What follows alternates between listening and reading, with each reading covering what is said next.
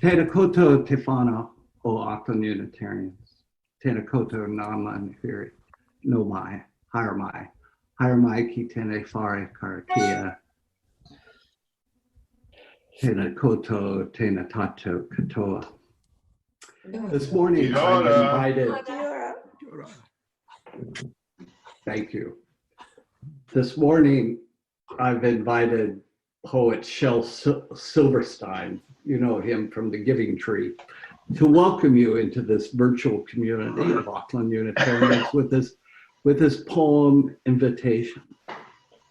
If you are a dreamer, a wisher, a liar, a hoper, a prayer, a magic bean buyer, if you're a pretender, come sit by my fire, for we have some flax, golden tales to spin.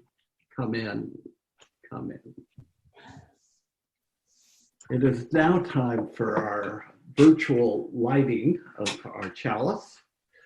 So if you have one or a candle, now's the time to prepare it.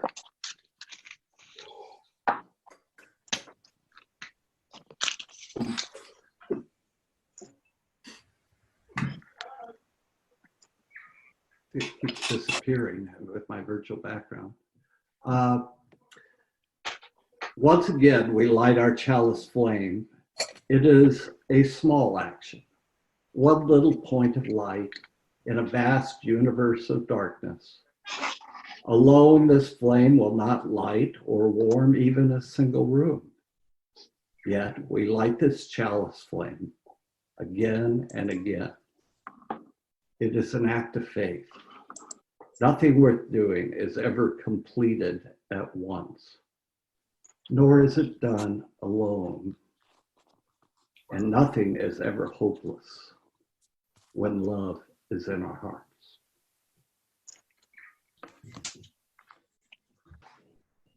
For my opening words, I've turned to Nelson Mandela.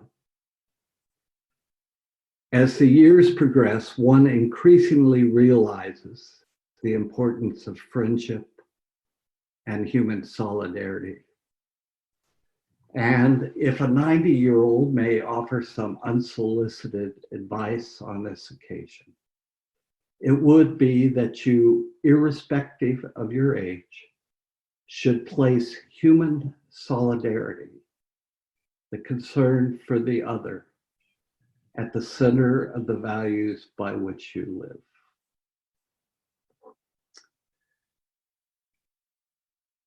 For my random musings, it was a full week. There was so much to muse on and so little time. On Monday, Prime Minister Jacinda Ardern, or Aunt Cindy as we're coming to call her, announced that our level 4 lockdown would drop to level 3 in a week, or as Betsy pointed out, that's level 4 with KFC. The reason is most of our nearly 5 million citizens did their essential work, staying home in their bubble, washing their hands, and when they did go out for the limited reasons allowed, kept social distance. The result is that as of Thursday of this week, there were only 3 new cases of infection identified, 8 people in hospital, and only 370 active cases. Then on Thursday, April 22nd, the world celebrated the 50th anniversary of Earth Day. This is a special day for me personally, because in January 1969, I awoke to the news of a major oil spill from a platform off the Santa Barbara coast. My dorm room at the University of California was 100 meters from the beach being fouled by untold barrels of oil tar. Many of us answered the call to try and save the wildlife that lived there and clean the beaches. For weeks, we spent evenings scrubbing tar off feet and hands with turpentine while grieving the birds and animals we could not save and giving thanks for those we could. This event inspired a Wisconsin senator to pass legislation declaring the first Earth Day a year later. While environmentalists have been and still are mocked relentlessly and dismissed as loony by those who care more about profits than the health of the planet, Earth Day today is widely recognized as the largest secular observance in the world, marked by more than 1 billion people every year as a day of action to change human behavior and create global, national, and local policy changes. Yesterday, our nation celebrated Anzac Day with a virtual dawn service. In 104 years, that was a first. As a conscientious objector, I struggle with commemorating war. Way too much chest beating for my taste.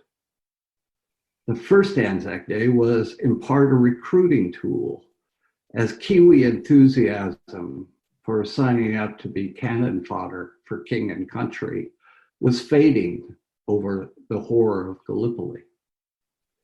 The day has had many permutations over the years. Today, ambivalent folk like me can wear a white poppy for peace instead of a white feather of cowardice. We can stand with those wearing red poppies as one people who care, instead of being sent to a dismal prison camp. We don't allow the color of our poppy to divide us.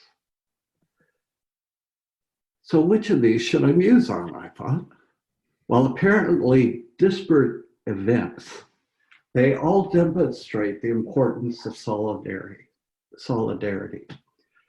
Being married to a trade union leader, you won't be surprised that I hear a lot about solidarity. It is an essential ingredient in seeking the common good. We need it to change the world for the better. So if it is so obviously important, why is it so hard to achieve? I'll leave it on. In spite of 88% compliance by New Zealanders with level 4 lockdown rules, an estimated 50,000 have decided the restrictions don't apply to them.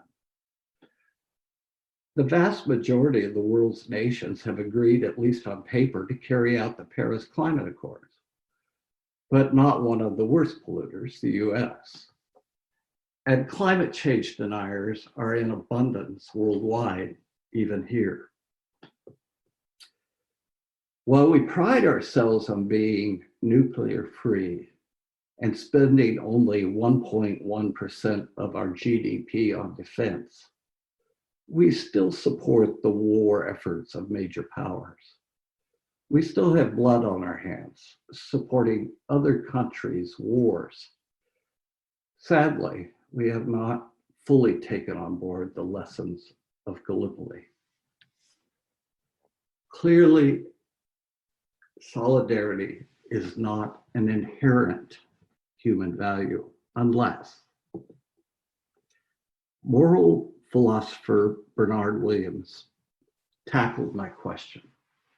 Simply formulated, the problem is that no one can be motivated to act by being presented with a reason from without unless they are already motivated. It is because they have an internal reason, a reason of their own to act and to do what is required. Without such an internal reason, a pious sermon, a heartfelt exhortation, a call to arms will have no effect in moving people to action. However, the faithful believer, the committed philanthropist, the patriotic citizen, the trade unionist, this Unitarian minister already has such internal reasons and so can be mobilized. The stimulus from without resonates with their own possibly dormant motivation. Williams goes on to observe, the call to love one's neighbor as oneself will fall on deaf ears unless the hearer already has a motive to be benevolent towards others. The challenge to give up smoking for the sake of health will have no effect unless the smoker wants to stop. So it is that in the current crises, those who invoke solidarity in the context of humanitarian appeals on behalf of migrants fleeing from war and poverty are astonished to find their appeals have such little effect. Similarly, cosmopolitans, such as ourselves, arguing for a world community in which the rights of every single person should be upheld as urgently as the rights of any other, are surprised when their appeals to our shared humanity and values, formally celebrated as fraternité and the brotherhood of man, are ineffectual. So much so that frustrated representatives of the cosmopolitan cause resort to guilt as a reliable motive, which could mobilize support for the cause. Aristotle and John Stuart Mill, in their different times and contexts, thought the solution was in the formation of our youth. In theory, maybe, but who will form them? Other thinkers believe we have to demonstrate that solidarity in the individuals is in the individual's self-interest. I am more inclined to agree with them. The common good does encompass self-interest, but unfortunately, we don't see it. We don't think it through. Those of us who hold solidarity to be a key term in our scale of values will have to make greater efforts to hone our arguments, to allow our hearers to grasp and understand that what is asked of them is firmly rooted in their own value systems and not an imposition from without. The arguments we have to use may be religious and theological, but they will also have to be secular, since the common good at stake is not restricted to believers, but is good for everyone. The good of living in a world order in which peace and stability are secured, the earth is healed, and the rights of everyone are guaranteed. Amen. So we're going to go into breakout groups. And if you're so inclined, here are a couple things to discuss. How do you feel when you're in solidarity with others? And how do you feel when you aren't? And what do you do about it?